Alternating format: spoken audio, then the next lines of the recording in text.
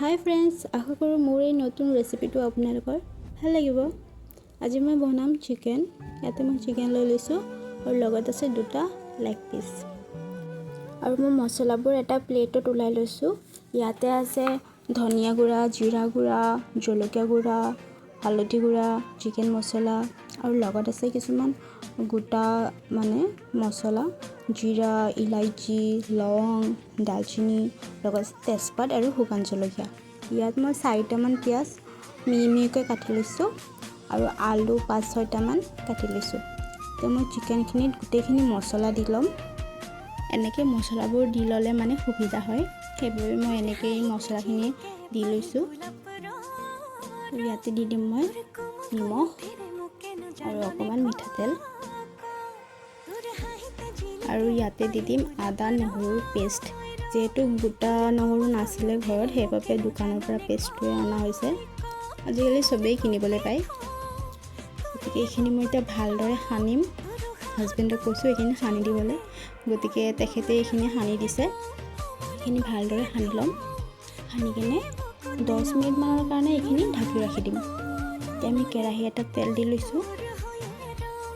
ইয়াত দি দিম আমি আলুখিনি ভালদৰে অলপমান ৰঙা হোৱালৈকে ভাজিম। ইয়াত দি দিম অকণমান নিমখ। এইখিনি লৰাই অকণমান সময় ৰঙা হ'বলৈ দিম। তাৰপিছত তেলত আমি গোটা মছলাখিনি দি দিছোঁ আৰু লগত দি দিছোঁ পিঁয়াজখিনি। মাজতে ভিডিঅ' কৰা নহ'ল কাৰণ লাইনে বহুত ডিষ্টাৰ্ব দি আছিলে, সেইবাবে গোটা মছলাখিনি দিয়া দেখুৱাই নহ'ল। ইয়াতে আমি পিঁয়াজখিনি দি লৈছোঁ ভালদৰে। যিহেতু লাইন নাছিলে সেইবাবে আমি গ্লাছতে জলকীয়া 5-6টামান খুন্দি লৈছোঁ। এইখিনি ইয়াতে দি দিছোঁ। দি এইখিনি অকণমান ৰঙা হোৱালৈকে ভাজিম।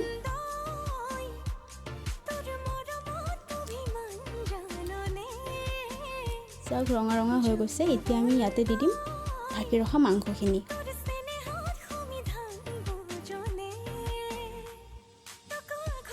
ভালদৰে লৰাই ল'ম।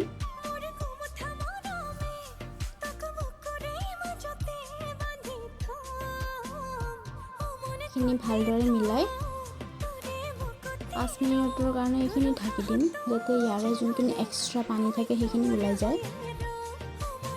ইয়াৰে এক্সট্ৰা পানীখিনি ওলাই গৈছে। এইখিনি আমি অকণমান লৰাই দিম। লৰাই দিয়াৰ পিছত এইখিনি আৰু অকণমান ঢাকি দিম, যাতে মাংসখিনি ভালদৰে সিজি যায়। এইখিনি আমি এতিয়া ঢাকি দিম। ঢাকনিখন গুচাই আৰু এবাৰ এইখিনি লৰাই দিম। চাব পাৰে পূৰা তেল ওলাই গৈছে। মাংসখিনি সদায় ভালদৰে ভাজিব লাগে, যাতে গোটেইখিনি মছলা ভালদৰে ভজা হৈ যায়, যাতে এক্সট্ৰা একো মছলাৰ গোন্ধ বা আদা নহৰুৰ গোন্ধখিনি নাথাকে। যেতিয়ালৈকে এক্সট্ৰা তেলখিনি ওলাই নাযায় তেতিয়ালৈকে মাংস ভাজিব লাগে, তেতিয়াহ'লে বেছি টেষ্ট হয়। আৰু মই এনেকৈয়ে বনাওঁ, যেতিয়ালৈকে এক্সট্ৰা তেলখিনি ওলাই নাযায় তেতিয়ালৈকে ভাজি থাকোঁ। গতিকে এইখিনি ভজা হৈ গৈছে। এতিয়া আমি ইয়াতে দি দিম অকণমান পানী। ইয়াতে মই গৰম পানী দিছোঁ। পানীখিনি দি গোটেইখিনি মিক্স কৰি ল'ম। পানী আৰু অকণমান দিব লাগিব ইয়াতে, যাতে গোটেইখিনি চিকেন ভালদৰে সিজি যায়। এতিয়া এইখিনি অকণমান উতলিব দিম।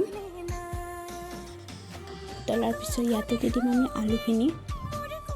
আলুখিনি মই লাষ্টতে দিওঁ, প্ৰায় হোৱাৰ আগে আগে, নহ'লে আলুখিনি বেছি সিজি যায়, আলুখিনি গলি যায়, মাংসখিনি নিসিজে। সেইকাৰণে আলুখিনি মই হাফ ফ্ৰাই কৰি লাষ্টত দি দিওঁ, তেতিয়া মাংস আলু একেলগে সিজি যায়। অকণমান সময় এইখিনি ঢাকি তাৰপিছত আমি ইয়াতে দি দিম গৰম মছলা। প্ৰায় হৈ গৈছে আমাৰ মাংস ৰেডি।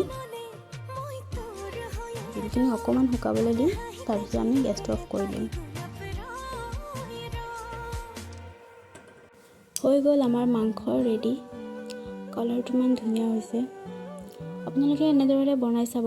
যদি ভাল লাগে তেনেহ'লে মোক কমেণ্ট কৰিব।